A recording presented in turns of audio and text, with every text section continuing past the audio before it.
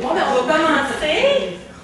Alors, bonjour, la dernière fois, chers parents et chers intervenants. Ouais, on a des parents de base, ça penche. L'intervenant, franchement, vous allez vous mêler. Alors, j'ai le plaisir de vous présenter Stéphanie Lebrun. Je connais bien Stéphanie parce qu'elle vient de terminer un stage en sexologie à Dystrophie Musculaire Canada. Alors, je suis très contente de l'avoir ici aujourd'hui. Donc, Stéphanie est présentement finissante au baccalauréat en sexologie médicale. Tu n'as pas encore fini? La situation étant ce qu'elle est, il me manque toujours un cours. Donc, comme je te disais, Stéphanie elle a passé les 9 derniers mois au sein de l'équipe de Dystrophie Musculaire Canada du bureau du Québec à Montréal. Elle a notamment intervenu auprès des adultes et des adolescents atteints d'une maladie neuromusculaire d'une école spécialisée à Montréal qui est Joseph Charbonneau. Stéphanie travaille également comme conseillère depuis 4 ans dans une boutique érotique. Donc, Stéphanie. C'est à moi. Puis, je vais vous demander, je vais être sexy de toute façon à la fin, mais je vais vous demander de ne pas partir trop vite parce que je vais vouloir que vous remplissiez un formulaire d'évaluation pour nous dire vos commentaires de la journée. Pour nous, c'est important. On veut en faire d'autres. On veut savoir qu'est-ce qui a marché et qu'est-ce qui n'a pas marché. Alors, partez pas trop vite. Et puis, c'est à toi. Bon. Donc, juste dire un petit peu, aujourd'hui, je suis un peu enrhumée, fait que je vais essayer de pas trop moucher, puis d'essayer de respirer un bon débit, puis de parler assez fort. Si jamais vous avez justement des questions, si vous avez des interrogations, gênez-vous pas pour m'interrompre. Vraiment, je suis là pour ça. Puis je pense que vous avez aussi une expertise que moi, j'ai pas en étant parent, en étant intervenant. Fait que si vous avez aussi des points de vue à émettre ou si vous donnez vraiment votre point de vue selon votre perspective, je trouve que ça peut apporter vraiment une belle chose à la conférence. Donc, sans plus tarder, on va commencer à parler de la sexualité des adolescents atteints d'une maladie neuromusculaire. Donc, juste vite comme ça, vous, de ce côté-là, on m'a dit que c'est les parents. De ce côté-là, c'est les parents. OK, c'est bon. Fait que... Absolument. Donc, parents de ce côté, est-ce que vous avez dans le fond, adolescents? Ben, là, on est rendu. Non, eux autres, c'est leurs conjoints qui sont. Conjoints, OK. On va essayer de peut-être faire des petits parallèles aussi avec ça sans problème. Moi, je pense qu'aujourd'hui, ce que je vais aborder, ça peut aussi se transmettre au niveau des adolescents, mais aussi des adultes. Ça, je pourrais justement là, faire l'ajustement sans problème. Puis, intervenant auprès des adolescents ou auprès des personnes atteintes en général? 0-18. 0-18, qui est parfait. Vous aussi, en haut? Adulte. Parfait. Ils ne voulaient plus nous voir dans notre salle. OK, fait qu'ils vont dîner ici. Ils sont fins pas mal. Hein? OK. On dit, OK, on retourne dire ici, c'est bon. OK. Donc, plan de rencontre assez rapidement, on va parler des préjugés à l'égard de la sexualité des personnes en situation de handicap. Ça, encore là, tu sais, je l'ai abordé avec les adolescents quand j'ai fait des interventions, mais effectivement, ça peut s'appliquer au niveau des adultes et peu importe la clientèle. Sexualité des personnes en situation de handicap, est-ce qu'elle est réellement différente? On va parler de l'estime de soi, du rôle du parent, de l'intervenant, de vous, ce que vous pouvez avoir comme place par rapport aux personnes en situation de handicap, les abus sexuels, et finalement, on va finir avec des ressources intéressantes. Je ne vous laisse pas partir les mains vides, vous allez pouvoir repartir avec quelque chose pour continuer votre lecture, puis aussi faire des interventions adéquates. Donc, préjugés à l'égard des personnes en vivant avec un handicap. J'imagine que vous en avez déjà entendu. On n'en a pas. Non, hein? Non. Non, mais peut-être pas vous, là. Je dis entendu. Est-ce qu'il y en a justement qui m'ont nommé, mais... Ben, tu vas pas en avoir. Pas de sexualité, OK. Comment tu fais? Comment tu fais, ouais. Il n'y a pas de validation trop, ben. Oui, il ne doit pas avoir d'élection. Il doit OK. pas avoir de façon non plus. OK. Fait que c'est vraiment... Pas d'intérêt. Pas d'intérêt. OK, c'est ça, il n'y a pas le goût de toute façon. Hein. Moi, personnellement, je discutais avec ma voisine en bas, qui est une infirmière à la retraite. Puis à chaque fois qu'on me dit sexologue à Dystrophie Musculaire Canada, mais pourquoi? Qu'est-ce que tu vas faire là, de toute façon? Puis moi, je pense que ça me touche beaucoup parce que, moi je leur réponds tout le temps, mais pourquoi pas? C'est quoi la différence avec la sexualité d'une personne en situation de handicap puis quelqu'un qui est valide? Je veux dire, c'est la même chose, fondamentalement, on a les mêmes désirs, on a les mêmes aspirations, on a les mêmes besoins. Donc, vraiment, je trouve que ça me fait quelque chose. Puis là, justement, la madame, elle m'avait dit, pourquoi tu vas leur en parler? Tu vas leur donner le goût.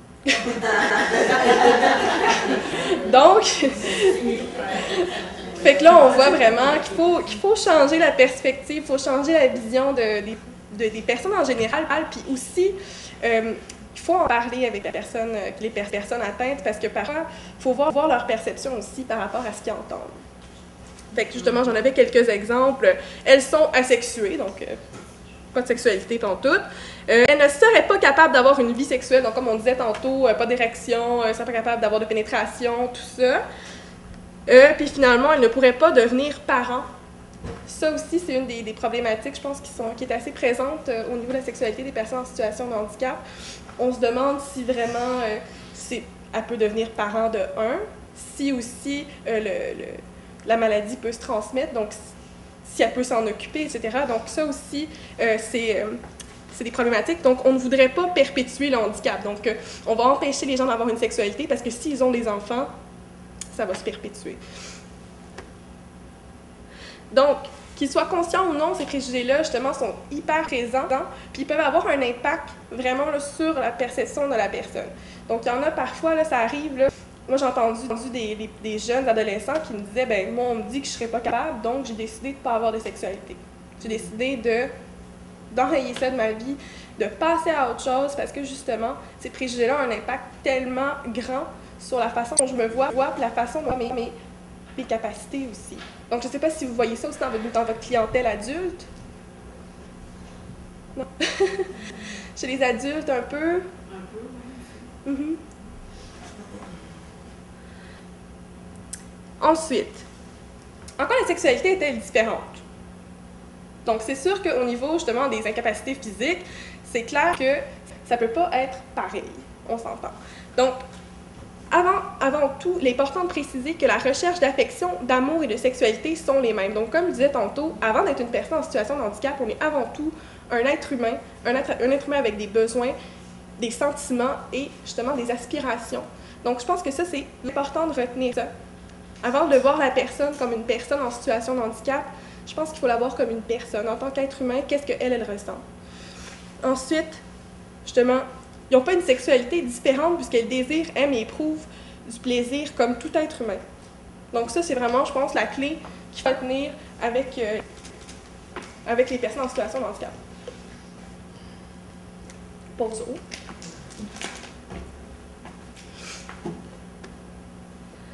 Mais évidemment, c'est sûr que moi, je ne suis pas médecin. Les maladies neuromusculaires, moi, j'en connais ça. Mais évidemment, c'est assez grand. Puis je pense que c'est du cas par cas. Donc, justement, là, il y en a certains que, au niveau de l'incoordination des mouvements, spasticité, contracture, bref, ça peut être assez important au niveau de la sexualité, mais dans la majorité des cas, la fonction sexuelle n'est pas affectée. Donc, quand on parlait tantôt, pas capable d'avoir d'érection, le pénis, c'est pas un muscle. C'est un tissu, bref, fait habituellement, les hommes sont tous aussi capables d'avoir une érection au niveau de la femme également, lubrification, tout ça, ça se fait super bien. Ensuite, faiblesse musculaire, difficulté pour différentes positions, masturbation et exploration du corps. Ça j'ai senti beaucoup de frustration au niveau des personnes qui ne sont même pas capables elles-mêmes de se donner du plaisir. Fait que ça, je pense que c'est un besoin qu'il faut vraiment être attentif.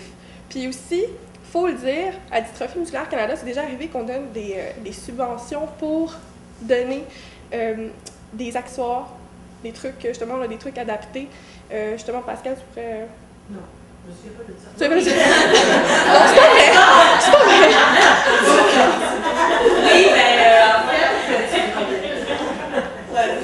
Oui, en fait, tu sais, bon, les ergos vont recommander des aides techniques, pour la mobilité à la maison, tout ça. Puis oui, il va arriver que les ergos vont recommander des aides techniques au niveau pour faciliter la sexualité, que ce soit un vibromasseur. On a déjà installé comme un genre de vibromasseur en dessous d'une table, que la personne passe avec son fauteuil roulant.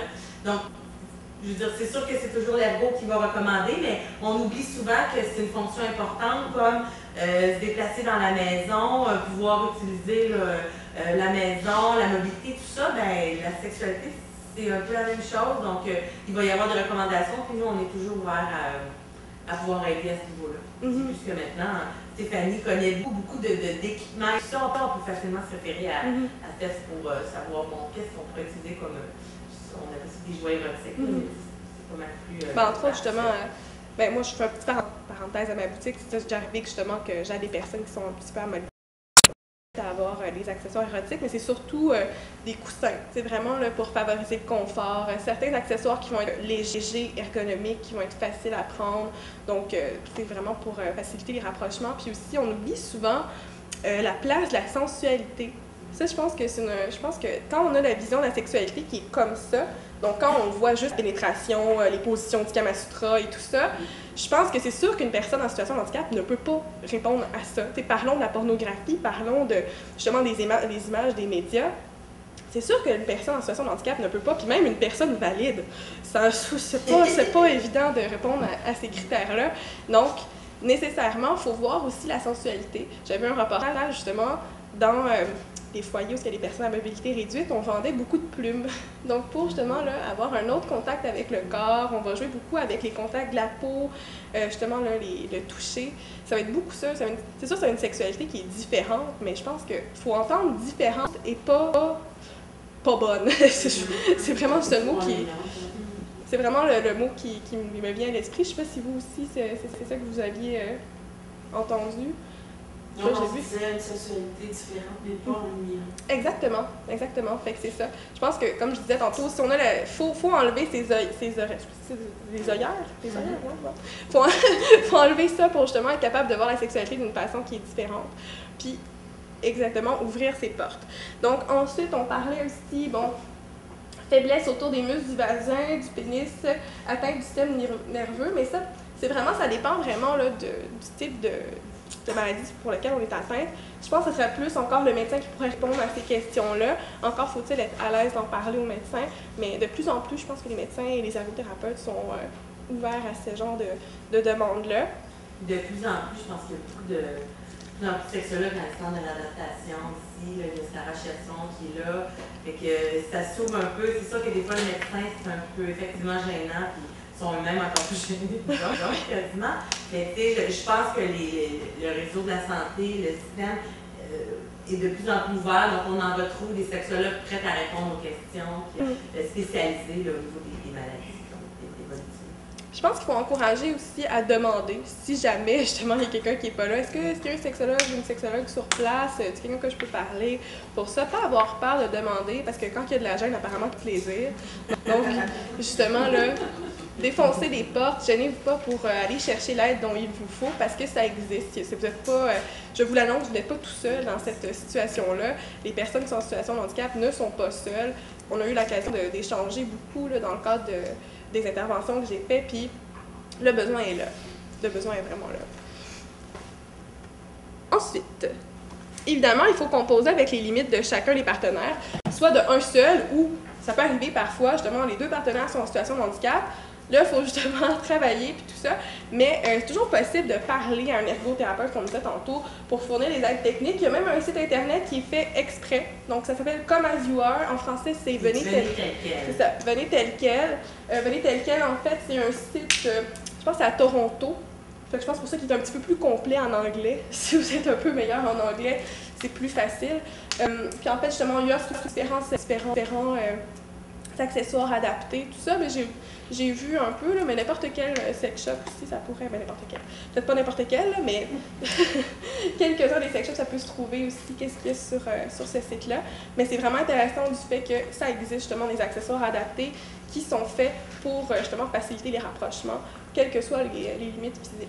Mais dans le fond, ce que je veux dire, c'est qu'il y a une panoplie d'accessoires adaptés qu'on peut visualiser là. Exactement. On peut aussi les commander au sex shop. Oui, mais on ne peut pas les commander là? Oui, tu peux les commander là. Tu peux les commander en ligne.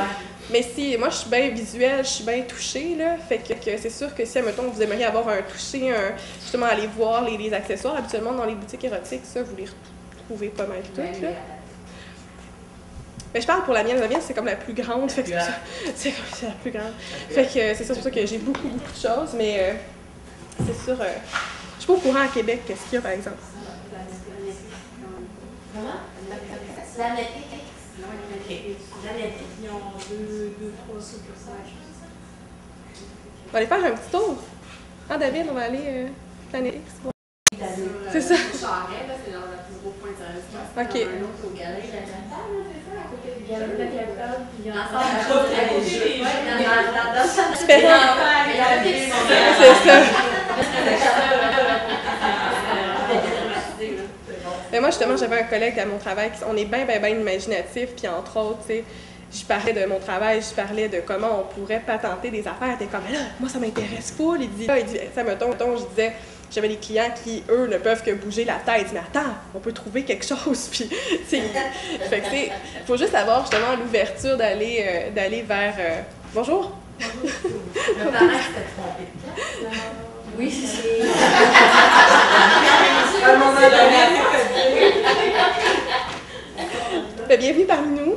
Je m'appelle Stéphanie. Donc, comme je disais, on parlait de vibrateur. Là, vous avez un peu hors contexte, là, mais... Moi, c'est ça, mais ouais, ça rapporte. Donc, vraiment, comme je disais, c'est ça. Faut composer avec les limites qu'on a, mais justement, on parlait tantôt de sexualité différente, mais pas ennuyante. Je pense que d'aller dans une boutique érotique avec une personne atteinte, pas un adolescent, là, on va s'entendre, mais avec une personne atteinte, ça peut être vraiment intéressant. Là, justement, on parlait des limites, composer avec ces limites, l'importance de la communication. Je pense que, justement, on parlait des couples tantôt, là, vraiment parler de ses besoins à nous, les besoins d'autres, pour justement trouver un juste milieu, un terrain d'entente. Donc, même au niveau des adolescents, ça, j'en ai souvent discuté avec eux, je dis, bon, mettons, on voulait avoir des rapprochements avec une fille. Bon, c'est des gars, fait qu'une fille. À quoi faut que tu penses? Ben là, je sais pas. Là, tu sais, justement, faut penser à pas mal d'affaires pour être capable d'avoir des rapprochements avec une fille. Entre autres, tu sais, je disais, si, mettons, tu veux avoir justement des rapprochements physiques, tu as besoin d'avoir des accessoires adaptés, tu as besoin d'avoir un environnement qui est sain aussi. Puis, il faut aussi lui dire ce que toi, tu t'attends, ce qu'elle s'attend, parce que justement, on doit composer avec les limites de chacun. Fait que même au niveau, justement, des adultes, parler de ses limites, parler de ses attentes, parler de ses difficultés, dire moi, je serais plus confortable dans cette position-là, je serais plus confortable à faire ce genre de choses-là, moi ça, je suis pas capable. Fait que, tu sais, il y a plus de choses qu'il faut tenir compte, donc évidemment, la communication, même chez tout le monde, en fait, la communication, c'est un peu un must, mais en matière de sexualité, je pense qu'il faut vraiment être clair à ce moment-là. Moi, j'ai une question. Oui. Parce que c'est ça, mon fils a 21 ans. Handicap assez lourd, donc fauteuil électrique, pas très mobile. Donc moi, on n'est même pas rendu au partenaire, non? Mm-hmm. On parle, là, tu parles à ton partenaire, tes besoins, et donc, il n'est même pas rendu là. Mm-hmm. Tu sais, j'imagine, il va dans les bars, là, Jean-Philippe, et j'imagine la fille dans le bar qui va arriver à un gars, un fauteuil roulant, il a de la misère à bouger.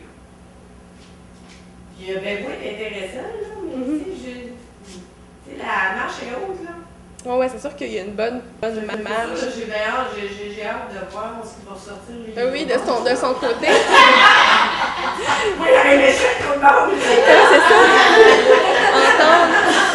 C'est complètement en champ aussi, là. Mais, moi, c'est sûr que je sais pas comment il peut vivre ça. Ben, en fait, je m'en venais là-dessus tranquillement. Là.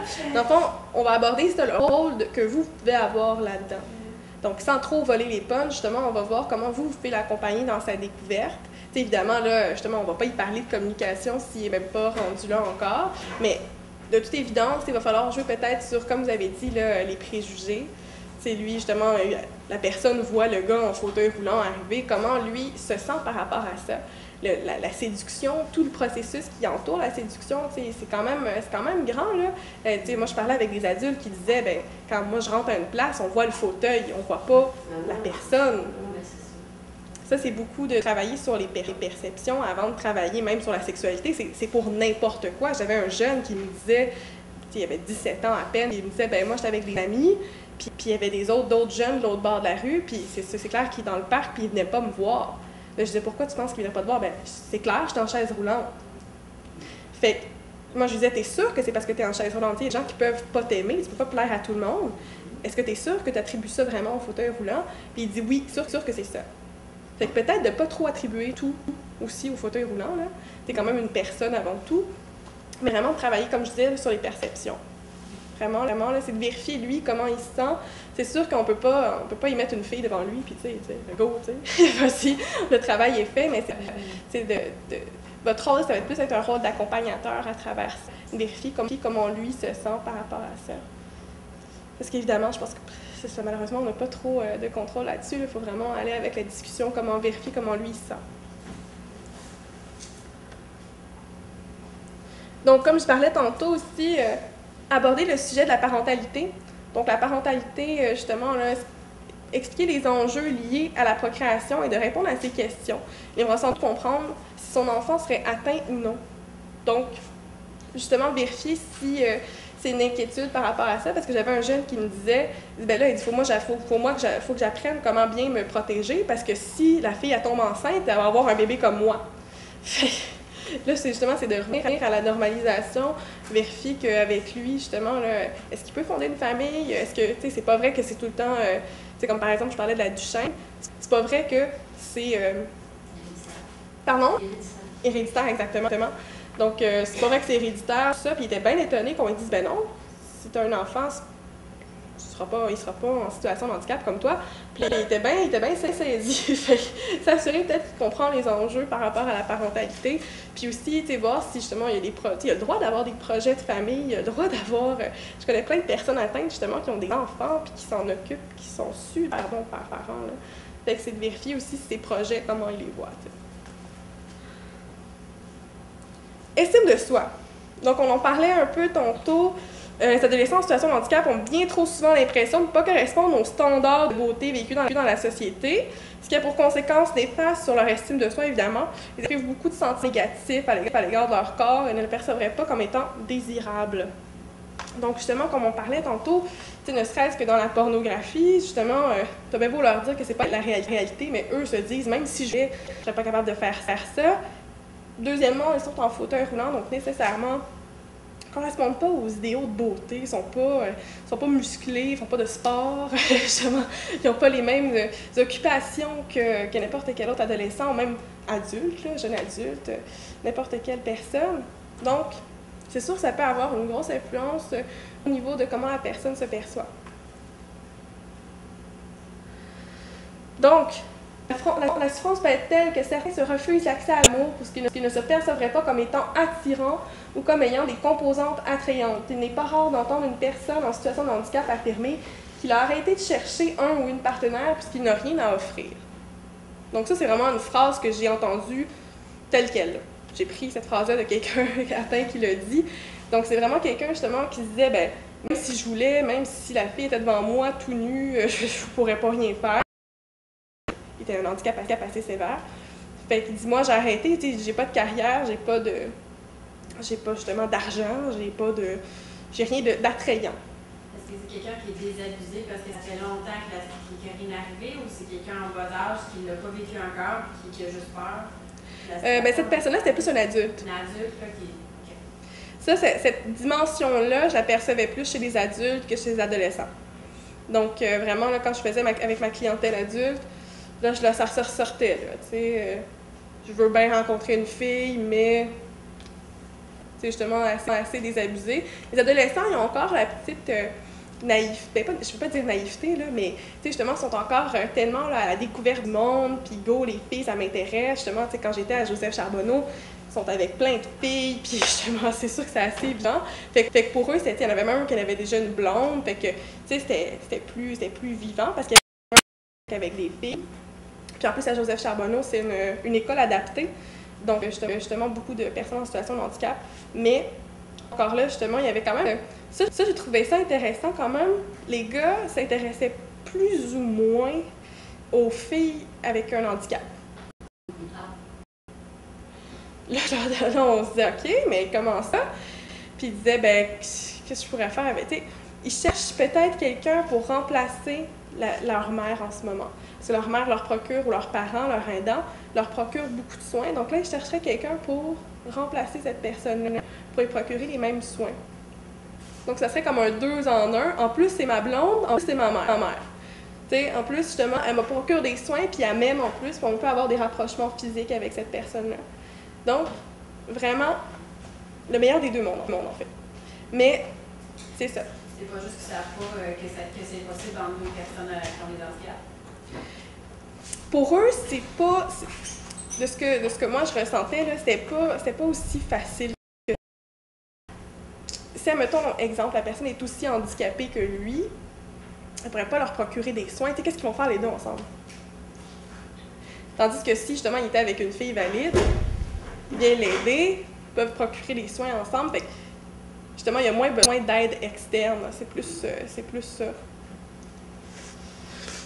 J'aurais une question. Bien sûr. Actuellement, au niveau de la société, on voit beaucoup les critères de beauté, c'est très exigeant pour les jeunes filles et même les jeunes garçons. Est-ce que l'écart à ce moment-là et la difficulté pour les personnes ayant un handicap augmente? Est-ce que c'est plus difficile? Est-ce que c'est difficile au niveau des personnes avec handicap? Bien, c'est sûr qu'à quelque part, oui. Là, je veux dire, on ne peut pas se le cacher. La personne est en situation de handicap. Il y a beaucoup encore de tabous dans la société. Justement, on se demande qu'est-ce que la personne peut faire, ne pas faire. C'est sûr que les personnes qui sortent, qui sont avec des personnes en situation de handicap, ont une belle ouverture d'esprit. Puis aussi, je pense qu'il faut voir que peut-être normaliser la chose. Justement, là, on sait que les standards de beauté, c'est dur pour tout le monde. Même, justement, quelqu'un de valide, qui est en santé, tout ça, répond même pas à ces critères-là. Peut-être vérifier au niveau de l'adolescent, de l'adulte, tout ça.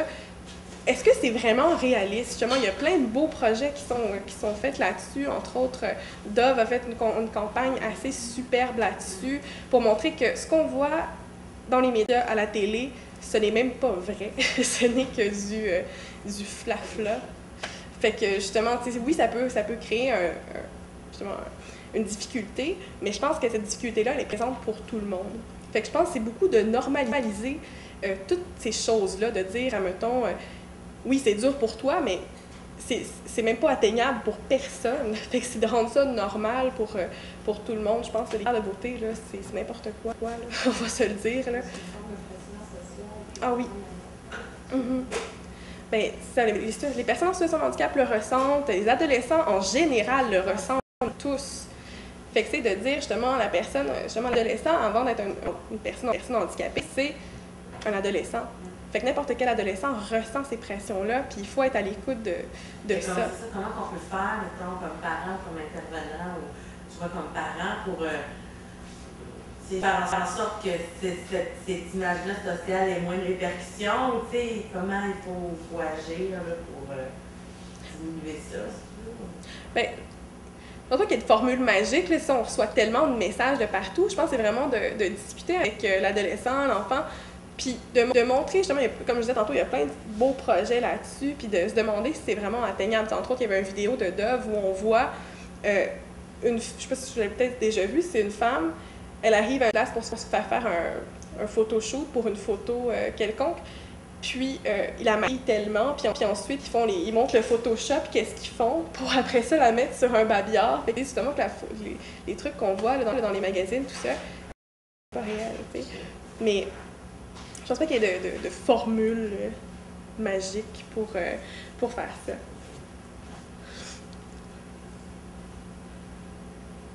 Donc, encore une fois, je disais, par rapport à l'estime de soi, vérifier la santé psychologique de l'adolescent. Donc, justement, on parle beaucoup de la santé physique. Vérifier aussi si l'adolescent se sent bien, s'il y a des symptômes de dépression, s'il est en colère, s'il est extrêmement triste. Parce que, comme on disait tantôt, l'estime de soi, vraiment, ça peut avoir des répercussions assez énormes sur l'ensemble de la psychologie adolescente. Fait que vraiment s'assurer que tout va bien de ce côté-là. Il faut être sensible à ça et être à l'écoute. Donc, solution pour l'intervention au niveau de l'estime de soi. Pour être intéressant pour la personne atteinte, d'être en contact avec d'autres personnes atteintes également. Cela peut être une source riche d'échanges et d'inspiration pour l'adolescent. Justement, il y a plein de personnes à Dystrophie musculaire Canada qui sont extrêmement inspirantes.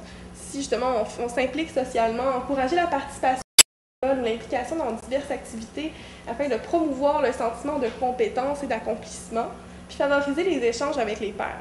Donc justement, souvent quand on est en situation de handicap, les sorties sont difficiles. On parlait beaucoup de solitude. Fait que briser l'isolement aller voir d'autres personnes, favoriser les échanges. Puis aussi, le sentiment d'accomplissement, je pense que c'est quelque chose qui est assez important. Comme on disait tantôt, les personnes en situation de handicap ont souvent l'impression d'être bonnes à rien. Justement, ils peuvent rien faire. Tout ça, donc, vérifier vraiment que la personne peut se sentir compétente au moins dans un domaine, n'importe lequel. Tu sais, justement, à Dystrophie musculaire Canada, il y a beaucoup d'activités que les gens peuvent s'impliquer, puis faire avancer les choses, puis ça, c'est vraiment intéressant. Je suis d'accord. Ben, parce que madame, d'ailleurs, tu me dis, sort d'un Elle bar. est allée, Je suis allée au oui, bar. là, moi, je vais vous dire ce qu'elle dit. Elle dit, ma mère,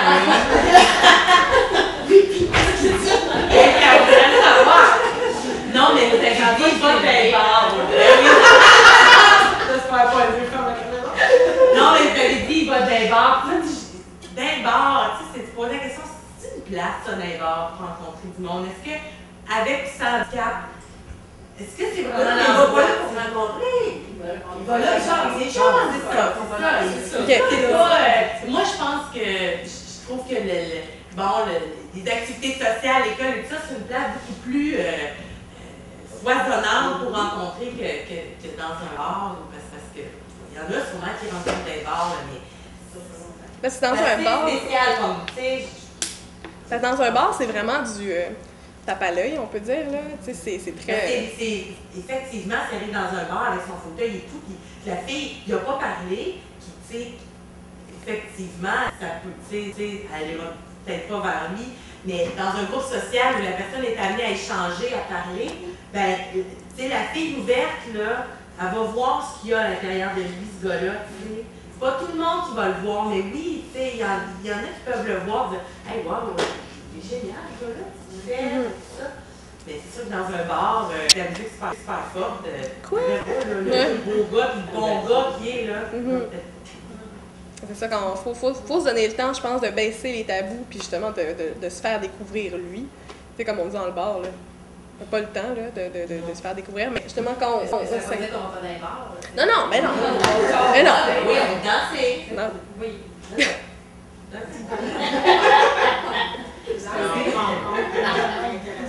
Ben c'est ça.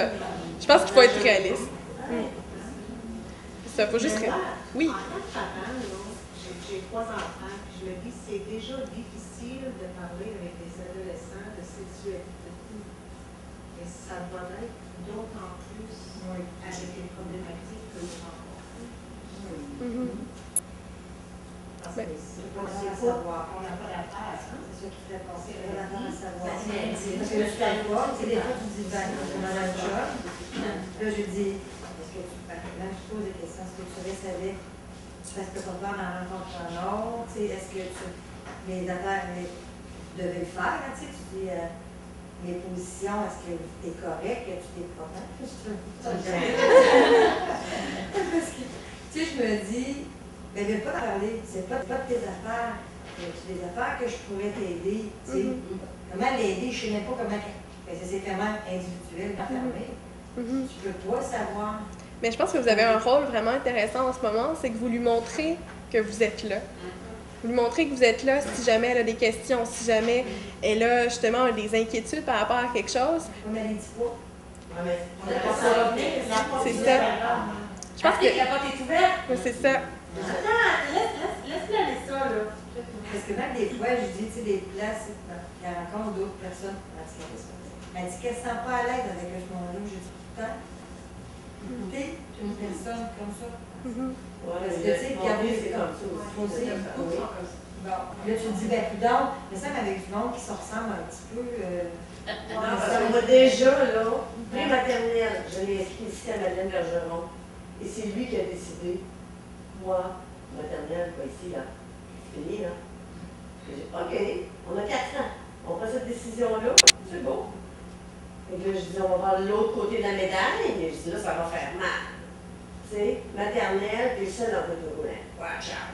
Ben, j'ai jamais capable d'en sortir de là. C'était sa place. Il a fait son primaire là, il a fait son secondaire, il a son cégep de fête, il est à l'université.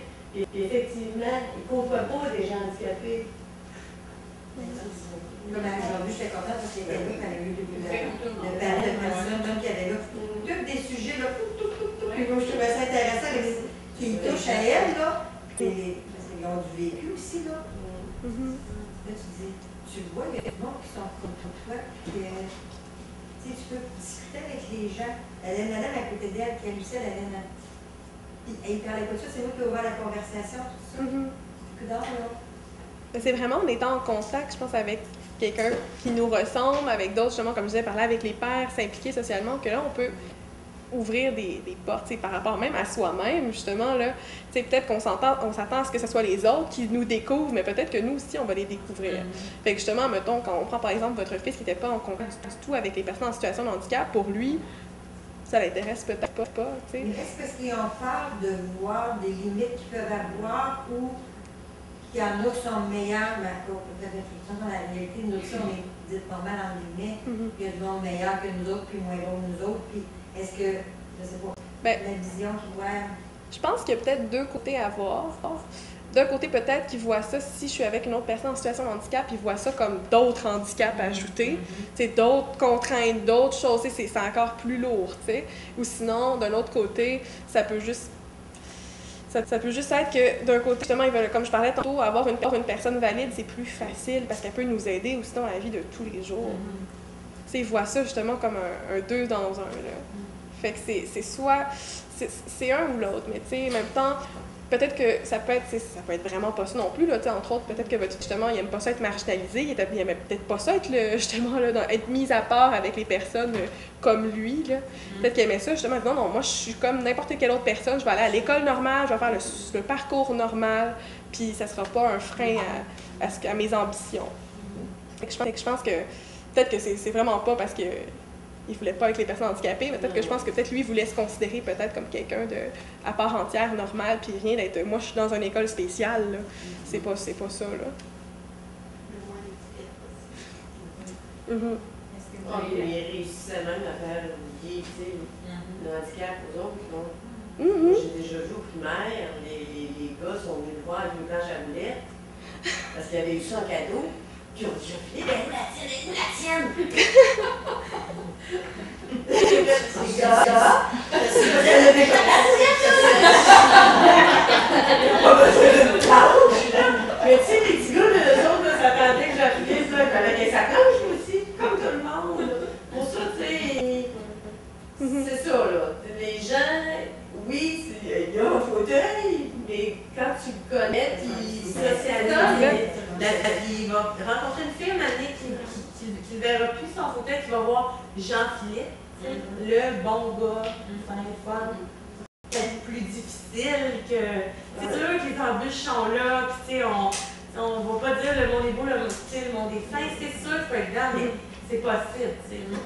Pour être impliqué dans les sports dans la cour, puis de voir des adultes, il y en a beaucoup qui ne bougent pas comme le fait, qui ont une langue à côté. C'est beau à voir, dans le fond, la progression, parce que moi, je suis à l'enfance, j'arrive dans un monde de performance, puis les vois, il y en a plusieurs. Puis, ce que je trouve plus malheureux de ma perception de thérapeute, c'est que je vois plus que c'est les jeunes hommes ou les hommes plus vieux handicapés qui vont avoir une femme à côté. Puis, inversement, je vois les filles handicapées qui font le sport, qui eux ont pas. Puis moi, je le remarque, sûrement qu'elles aussi doivent le remarquer qu'ils n'ont pas de conjoint à côté. Ça, c'est quelque chose que j'ai remarqué. Je ne sais pas si c'est généralisé, mais je trouve ça plus touchant que l'ouverture des filles vers quelqu'un qui a un handicap en version plus facile que l'inverse. Ouais, tu peux rentrer dans les stéréotypes, dire que les filles sont plus proches d'un sentiment, voient plus la personne, mais encore là, je pense que ça existe aussi, là, des hommes, là, ça existe, ça existe, on en a, justement. Est-ce que vous allez aborder un peu plus tard le quand et comment on doit parler de la sexualité avec les jeunes enfants? Ben non, mais on peut en parler maintenant. Quand et comment? Honnêtement, est-ce qu'il y a vraiment un bon moment? Est-ce qu'il y a vraiment un mauvais moment? Ben, honnêtement, je pense qu'il y a toujours des occasions qui sont super intéressantes pour parler de sexualité. Ça peut être justement peut-être des petites occasions, je sais pas moi, il y a un film, on peut en discuter, tout ça. Quand on parlait tantôt, votre fille, elle va voir son copain, parler de contraception, parler de ces choses-là. Est-ce que tu es capable de bien te protéger? Sinon, ça existe même des condoms adaptés. espèces de petits condoms avec des languettes, donc c'est vraiment plus facile de l'appliquer. Fait que ça aussi, c'est vraiment des choses qu'on peut discuter. Je sais pas si ça répond à votre question.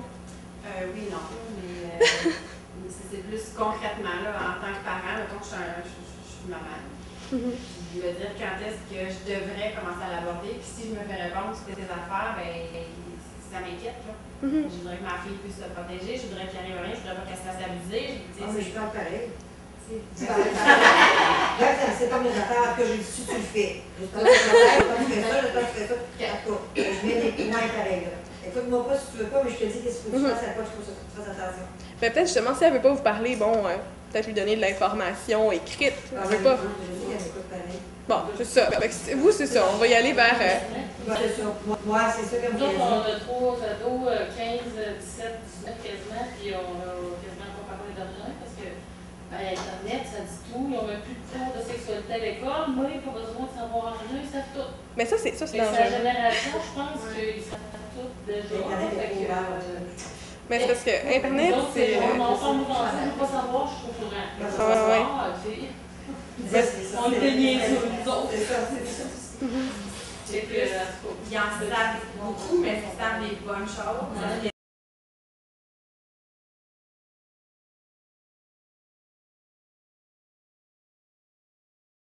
Justement, il y a un beau document qui est fait sur le site de Dystrophie musculaire Canada. Vous allez dans la section services, amour et sexualité, il y a des ressources. Justement, moi et l'ancienne stagiaire, elle a fait un document, je l'ai mis à jour, ça s'appelle « L'amour est-il à un clic ». C'est un document complet de plein de ressources sur Internet que vous pouvez aller utiliser. Soit justement, ça c'est bien intéressant, moi je le remettais aux adolescents pour qu'eux puissent aller regarder ça. C'est classé par sujet, par thématique. Donc vous pouvez aller chercher l'information par Internet déjà.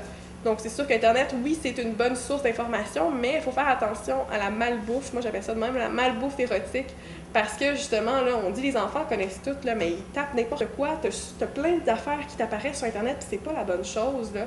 Ils pensent qu'ils connaissent tout, mais écoute, il y a des adolescents, là, qui pensent que le sida, ça se guérit.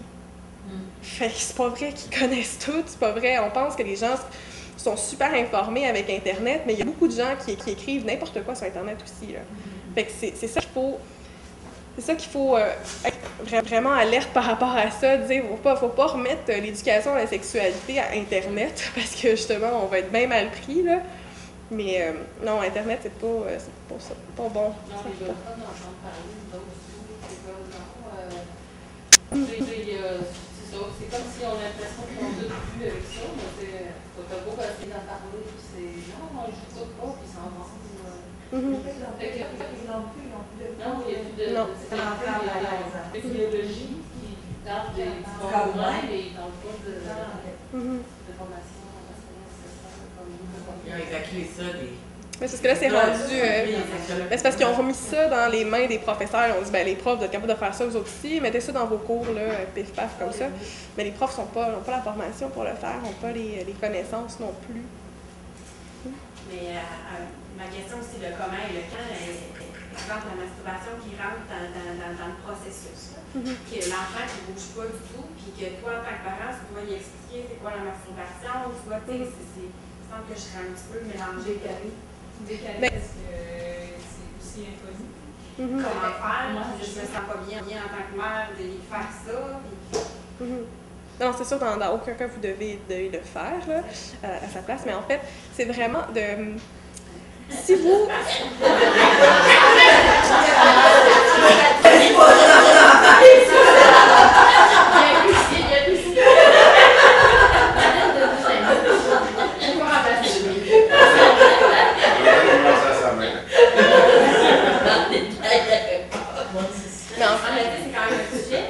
En fait, comme parents, tu sais, faut pas être déçu.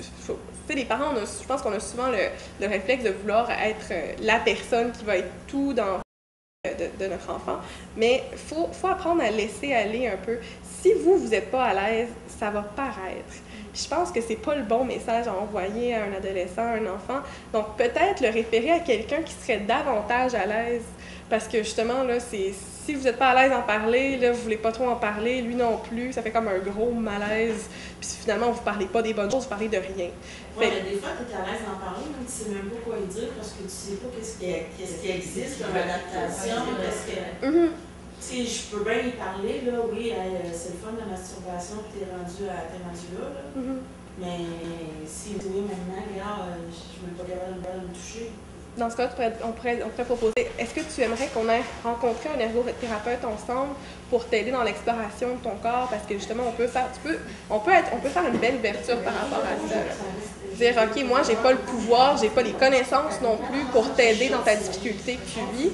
Donc, pourquoi on n'irait pas rencontrer un professionnel? Donc, tu sais, faut être humble aussi comme personne. On n'est pas des super parents, on n'est pas des super intelligents. Il faut aller chercher l'aide de l'expertise de quelqu'un d'autre aussi. Un ergothérapeute pourrait faire ça. Absolument. Mais pas toutes les ergos peuvent être ouvertes à faire ça non plus. Peut-être appeler un ergothérapeute. Demandez à Non, mais dans le sens que, tu sais, il va y avoir quelqu'un de comme ici, on est champion, on a des sexologues à l'IRPP, puis on a une université sur les infirmières, les ergothérapeutes, mais quelqu'un qui est en région, là, qui appelle le terrain pas mal. Même à Montréal, moi je travaille dans un CRDI à Montréal, puis on n'a pas de sexologue. On n'a pas de... Puis les ergothérapeutes, ils ne savent pas ça. C'est carrément ça. C'est carrément ça la réalité. C'est un problème. À moins que le parent il paye un sexologue C'est drôle quand des centres intellectuels, il n'y a pas de sexologue. Il y a certains centres, comme à Vico, ils se sont spécialisés. Il y a une madame qui s'est spécialisée. Mais tu comprends-tu que c'est. Elle aimait ça, puis elle s'est intéressée à ça. Fait qu'elle a diffusé l'information. Mais nous autres, à Montréal, c'est même pas. Puis on l'a demandé comme formation, puis. Il faudrait qu'exemple, à l'association, si quelqu'un appelle, que vous avez des listes d'ergothérapeutes qui seraient intéressés ou d'infirmières, ou qui. Il n'y en pleut pas, moi, selon mes connaissances à moi. Là, honnêtement, je pensais qu'il y en avait plus que ça. Parce que je pense qu'à Lucie Bruno, même, il y en a. Oui. Mais il y en a. Les CRI, ça va pas là. Oui, mais c'est ça. Peut-être c'est parce que moi, je suis en déficience intellectuelle. Mais c'est super important. Puis moi, j'en ai que la déficience est tout petite, là, la déficience intellectuelle est tout petite, mais le handicap physique est énorme. Tu sais, moi, j'en ai qui tournent tout le temps, fait qu'il est tout le temps en contention. Ben là, quand même que je parle là au beau Mathieu, là, il y en a des besoins sexuels il y a 21 ans, mais crime, il est pris de même jour et nuit. Tu sais, qu'est-ce que je fais avec ça, là? C'est troublant. Tu la réponds à ça, interlothérapeute. Moi, je veux juste dire que je pense que ça dépend beaucoup des endroits, ça dépend beaucoup des programmes. Puis effectivement, c'est pas nécessairement le bon premier des ergothérapeutes, mais je pense que si le besoin est là, c'est surtout aussi que les gens nous entendent. Pas nécessairement non plus. Si le besoin est là, demandez-le, puis en tout cas, il y a moyen de faire des références, il y a moyen de travailler avec des sexologues, puis de trouver des intérêts. C'est beaucoup, les gens en parlent beaucoup, puis les ergots, on ne sont pas tant habitués nécessairement que les gens leur en parlent, donc je ne vais pas nécessairement toujours questionner ça. Donc, c'est un cercle vicieux finalement que. C'est toujours un tabou comme sujet. Que ce soit une feuille normale pour handicapés, c'est un sujet tabou. C'est ça. C'est un sujet tabou. Je pense que ça vient de là, mais. Je vois ma fille parler avec l'ergot, moi, de ça. Je suis certaine qu'elle ne posera même pas une question, elle ne sortira pas l'organisme parce qu'elle va être trop bloquée. Voyons là si on parle de ça avec un étranger. Je ne peux pas à dire, mais c'est ça que c'est là. Elle nous parlait à nous autres en tant que parents. Des fois, c'est plus facile. C'est bien plus facile de parler à quelqu'un qui connaît moins, c'est pas son parent, il ne jugera pas, tu sais. Puis, des fois, ça peut être surprenant. Je pense qu'il y a moyen de faire quelque chose d'intéressant, sauf qu'il faut mettre le sujet sur le. Si le besoin est là, puis il y a un besoin, on peut faire avec la psychologue de Sophie, puis avec les équipements,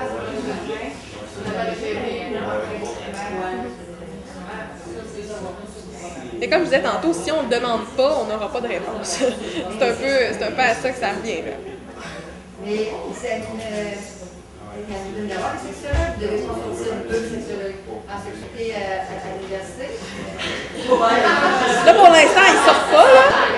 Non, c'est ça. Ben, c'est parce que qu'est-ce qui arrive, c'est que, petite parenthèse, le bac en sexo, c'est juste à Montréal qui se donne. Donc, nécessairement, c'est sûr que le bassin de sexologues se retrouve pas mal à Montréal, puis un peu aux alentours. Mais oui, il y a beaucoup de sexologues qui sortent, mais le gros X, puis ça, je le sais, faire engager une sexologue, c'est pas toujours facile.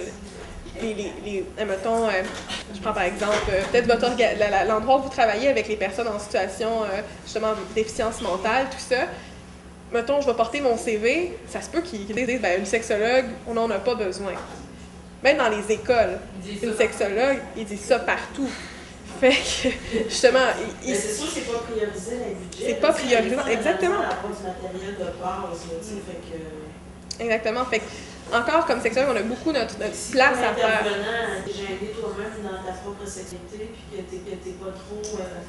ben, ça passe au côté, tu passes au côté. Pour ça, tantôt, vous disiez c'est le rôle de qui? Ben, c'est le rôle de chacun qui est intéressé par la sexualité, d'aller selon ses limites et de pouvoir après ça référer à d'autres gens. Montrer l'ouverture. Fait que dans le fond aussi, il peut y avoir autant une infirmière, une ergo, le sexologue, la physio. Il y a des fois, moi, je m'en voir, je suis en éducation périnérale, je suis psychothérapeute.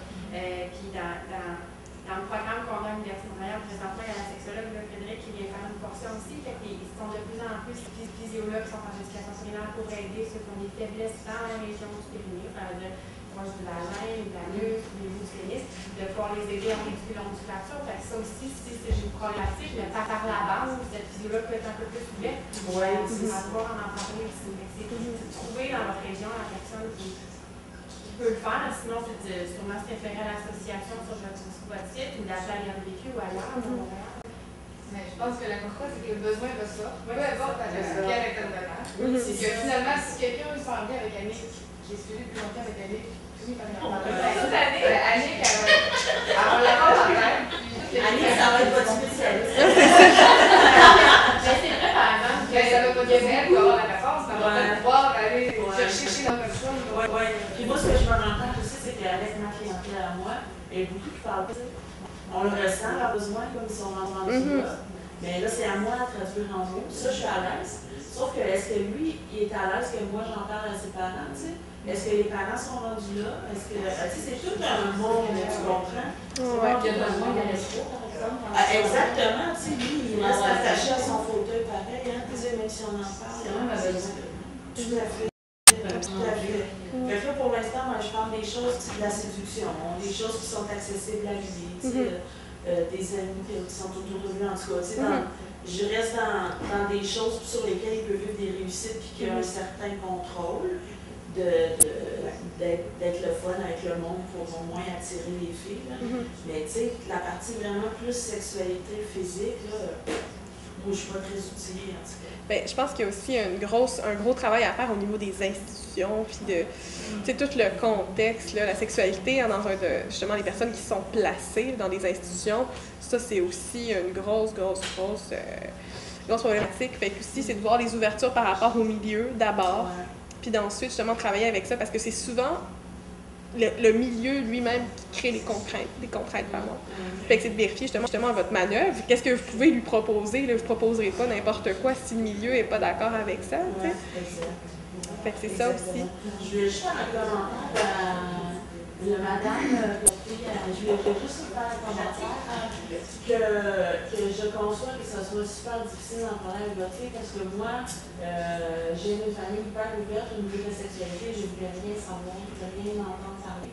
La meilleure façon, ça a été de mes parents de laisser traîner des livres.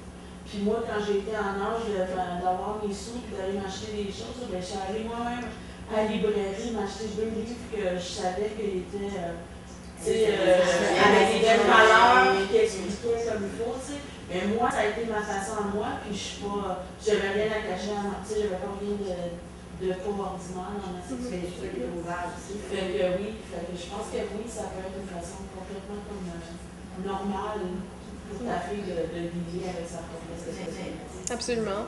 Bon. Aussi, que les enfants, ils regardent les parents, ils ne voient pas comme des êtres sexuels. De citer que les parents, ça n'a pas de sexualité. Ma fille, elle est rendue à 35 ans, elle dit, moi, elle dit, oui, ben, je sais pas comment Ouais. Ouais. Ben moi, j'ai voyais comme des sexuels. Oui,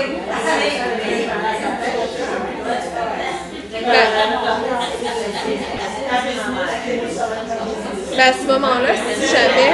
C'est quand tu deviens jeune adulte, que là, tu es en possession de tes expériences, que là, tu as plus le goût de partager.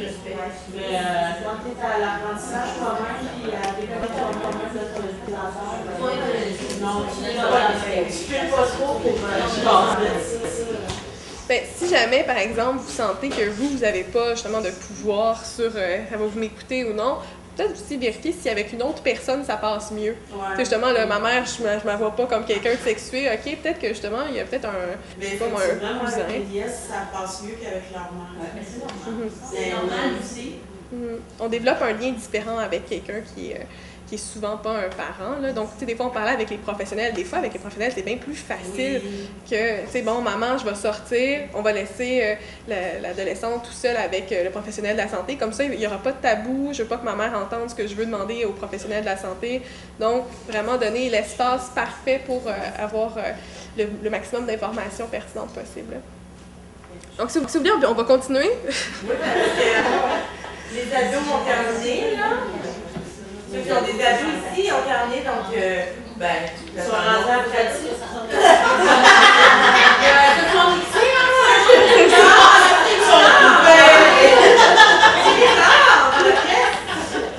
Donc, l'intervention sexologique, ça permet de fournir à l'adolescent des informations justes et pertinentes sur des sujets variés. Donc, on parlait tantôt d'Internet. Faire soi-même donner de l'information, ça évite que l'adolescent aille chercher ça n'importe où. Donc, malbouffe érotique, oui. Ou, on en avait parlé, moi et Camille, mais c'était pas par rapport à la sexualité. Tu sais, laisser traîner des affaires, là. Tu bases une tasse, du comptoir, de même, nonchalamment. Mine de rien, pas des guides et tout. Puis, ou, tu sais, sur le bureau, des fois, l'information, il faut laisser l'information faire son chemin. J'ai donné des livres carrément à mes nièces, mais comme dans leur sac, dans leur bagage, pour que justement qu'il n'y ait pas à passer par maman pour le, tu sais, comme tu caches juste du gras dans ta chambre. Tu leur dis Exactement. Puis aussi, ça permet d'établir une relation de confiance. Donc, si je sens que j'ai un problème, si je sens que j'ai une inquiétude, bien, je sais que j'ai quelqu'un de confiance à qui aller parler, à qui aller poser les bonnes questions. Puis ça, c'est important. Parce que s'il nous reste juste Internet, on n'est pas bien parti, là. C'est ça. Fait que justement, d'avoir une personne de confiance, justement, si c'est pas vous, que ça soit quelqu'un d'autre, de s'assurer que cette personne-là a un lien de confiance avec elle. J'imagine qu'on peut le demander directement à son adolescent, hein? Bien, est-ce que quelqu'un... Oui. Pourquoi pas? Est-ce qu'il y a quelqu'un avec qui tu serais plus à l'aise, justement? Exact. Tu sais, moi, je vois peut-être que ça fonctionne pas, mais avec qui tu penses que ça serait plus à l'aise? Ou peut-être aller justement, si, mettons, si on parlait tantôt, vous, ça a fonctionné avec vos nièces, bon, aller voir peut-être avec une tante, tu sais, penses-tu que toi, tu serais plus à l'aise de te poser une couple de questions? Pourquoi pas? Pourquoi pas?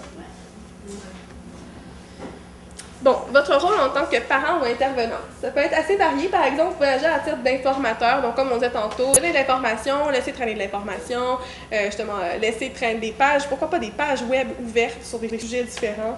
Justement, être disponible pour répondre à les questions quand il y en aura. Justement, il ne faut pas brusquer les questions, là. Puis, il faut aussi être réaliste. Là. Si, mettons, on dit, OK, aujourd'hui, on parle de la sexualité, peut-être pas parler de tous les sujets en même temps. J'imagine que vous ne pourrez pas aborder tous les sujets de la sexualité au complet en 2 heures. Donc, donnez le temps, laissez couler l'information, comme on disait, laissez traîner l'information. Je pense que c'est une démarche qui peut être intéressante. Je voulais juste dire aussi, pas prendre pour acquis les connaissances qu'ils ont. Parce que moi, j'ai une personne avec qui j'avais un lien qui a 22 ans. Puis l'autre fois, on en parlait, puis elle n'avait jamais vu une femme nue. Puis pourtant, quand on fait des blagues, c'est le premier à aller fort, puis tu sais, à faire des allusions, puis tout ça. Fait que moi, j'ai été vraiment surprise de ça. Les rêves, c'est vrai aussi. Vraiment surprise. Oui, présumé qu'ils connaissent rien, qu'ils connaissent rien. Puis finalement, on est surpris que les amis, Internet, ainsi de sais, on dit que c'est. Il reste qui est là, les amis, les émissions de télévision, les magazines qui vont pas aller, ils en connaissent des fois pas mal plus qu'on pense. Mais à l'inverse, c'est vrai. Oui, c'est ça. C'est juste de ne pas présumer. Oui, pas présumer. Aller vérifier, puis poser des questions sans, en tout cas, en essayant de ne pas mettre de jugement dans notre intention. Ah oui, c'est ça, être sans jugement. C'est sûr. À l'aise de nommer les vraies affaires. Exactement, mais ça, j'allais en aborder un peu plus loin, mais je pense que l'importance aussi d'être sans jugement, mais ça n'empêche pas les valeurs. Justement, si vous, comme parents, vous voulez transmettre des valeurs qui sont les vôtres, pourquoi pas? Justement, vous avez des belles valeurs, vous avez des valeurs sexuelles pour lesquelles vous venez, mais pas les rendre obligatoires, en fait. Ce que je veux dire, c'est de favoriser l'échange pour que ces valeurs-là, ils se les choisissent lui-même. Fait que je pense que c'est vraiment de... Non pas de cacher ses valeurs, là, on n'est pas des personnes, on a tous des valeurs, on a tous des opinions, on a tous même des préjugés sur différents sujets. C'est sûr, essayer justement de transmettre que vous trouvez les meilleurs. Toujours transmettre ce qu'on trouve meilleur. Sinon, on peut aussi occuper le rôle de guide dans sa découverte, c'est-à-dire être disponible pour répondre à ses questions, discuter avec lui les expériences qu'il vit. Ça, c'est sûr, c'est un peu plus proche. Là. On n'est pas juste informateur, on est là pour qu'il nous raconte ces choses. C'est un peu, entre guillemets, confident. Donc là, peut-être comme parent, j'entendais tantôt peut-être des réticences à parler de sexualité avec son parent, mais peut-être justement, une autre personne va pouvoir avoir ce rôle-là. Des fois, ça peut être un ami aussi. Donc, les règles d'or lorsqu'on parle de sexualité.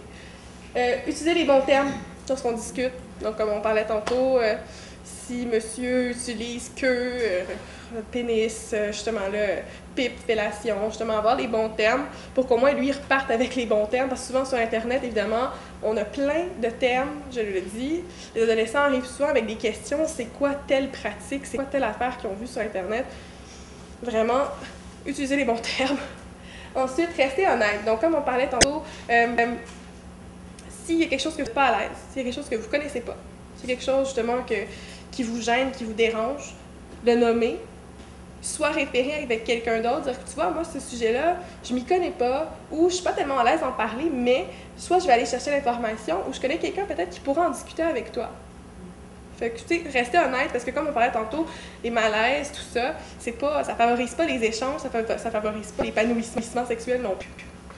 Ensuite, encourager la discussion et l'échange plutôt que d'imposer son point de vue. Puis, rester réaliste, on ne va pas aborder tous les sujets. Il faut laisser du temps à l'adolescent. Donc, exprimer son malaise, je vais aller plus vite, là. Exprimer son malaise, ses limites, on en a parlé. Donc, ça, c'est un gros mythe. Il ne faut pas croire que la sexualité avec un adolescent entraînera une sexualité précoce. Vous seriez sûrement très étonné de constater l'étendue de leur connaissance sur le sujet.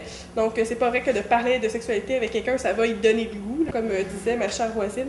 Mais vraiment, ça va plutôt lui donner les outils nécessaires pour faire face au moment où ça va lui arriver. Bon, non plus, il ne faut pas croire que l'adolescent nous révélera toute sa vie amoureuse et sexuelle. J'imagine justement qu'il veut garder son jardin secret. Il faut respecter ça, pas défoncer les portes. Laisser des informations, c'est des choses qu'il veut partager avec vous, ça va être bien. Il va s'agir de le faire changer d'opinion sur un sujet. Il s'agit plutôt de l'amener à réfléchir en donnant des pistes de réflexion. Il doit se faire son opinion par lui-même. Donc ça, justement, il y a plein d'exemples qu'on peut donner par rapport à ça. Tu sais, par exemple. Une fille m'aime pas, elle veut pas me faire de fellation. Donc là, justement, travailler sur cette attitude-là. Penses-tu que si, justement, une fille veut te faire une fellation, c'est parce qu'elle t'aime? Est-ce qu'il faut qu'une fille te fasse une fellation parce que vous êtes ensemble? Donc, il faut travailler sur les attitudes, pouvoir travailler, justement, pour faire changer son opinion. Donc, quelques sujets pertinents à aborder. Puberté, donc justement quand les changements arrivent, discuter de ce qui se passe dans le corps, si justement il y a des problèmes au niveau des médicaments, parce que certaines maladies neuromusculaires, à cause des médicaments, ça cause un retard au niveau de la puberté, il faudra en discuter. Homosexualité, pourquoi pas, dans n'importe quelle tranche de personnes, ça arrive. La différence, donc handicap versus valide. Les ITSS, donc souvent les jeunes vont se dire « ouais, je connais tout », c'est pas vrai. Donc laisser traîner de l'information. Contraception, donc là, cette petite image du condom que je disais tantôt, avec les petites languettes, donc ça facilite l'installation. C'est du séduction pornographique. Donc ça, c'est toujours des sujets qui sont bien intéressants. Ces petits condoms, sont-ils en latex ou il y en a qui sont sans latex? Je pense qu'ils ne sont pas rendus là, par exemple, sont en latex, si je me souviens bien. Donc, abus sexuels, malheureusement, c'est une problématique qui est assez présente chez les personnes qui sont en situation d'handicap. Il y aurait plus de risques, évidemment, que les adolescents valides d'avoir été victimes de situations de handicap. Donc, évidemment, il faut être sensible à ça, dénoncer n'importe quelle situation que vous jugez inadéquate, que vous avez des doutes, vérifier. Soyez alerte par rapport à ça. Donc, quelques ressources utiles. Masexualité.ca, qui est un site extrêmement intéressant. Agression sexuelle, donc si jamais on a des doutes, comment déclarer une situation abusive. Aimer sans violence, c'est un site pour les adolescents qui explique la violence dans les relations amoureuses. Jcapote.com, c'est évidemment condom. Je parle comment parler avec son adolescent, comment aborder certains sujets. Et Dystrophie musculaire Canada pour différents documents qui sont présents sur le site. Est-ce que c'est Dystrophie musculaire Canada qui faisait tous ces sites-là? Dans le document L'amour est-il à un clic, oui. OK, on a plein de quand on va sur www.muscle.ca, vous faites Québec, service, puis il y a un espace qui s'appelle Espace Jeunesse. Puis dans l'espace jeunesse, il y a plein d'articles. Il y a L'amour est à un clic, il y a le guide pour les parents. Il y a vraiment plusieurs ressources. Le lien aussi pour le Easy to Use, je ne sais pas trop, là, tantôt, le site. Comment dire, ouais. Il y a du nom pareil. Easy to Use. Non, mais dans L'amour est à un clic, ils sont tous là. Parfait. Tu parlais d'adaptation. Même chose, mais là, justement, je voulais parler avec toi, il faudrait mettre en ligne mon projet d'intervention. Il y a déjà un projet d'intervention qui est mis en ligne, c'est le projet de l'ancienne stagiaire qui était là. Donc, ça vous donne des idées si vous voulez faire justement des activités pour l'intervenant, justement, si vous voulez faire des activités de groupe, aborder certains sujets avec les adolescents, ça peut être super intéressant, donner des idées, justement, quel genre de sujet on peut aborder, puis comment le faire. Puis, je pense que c'est fini.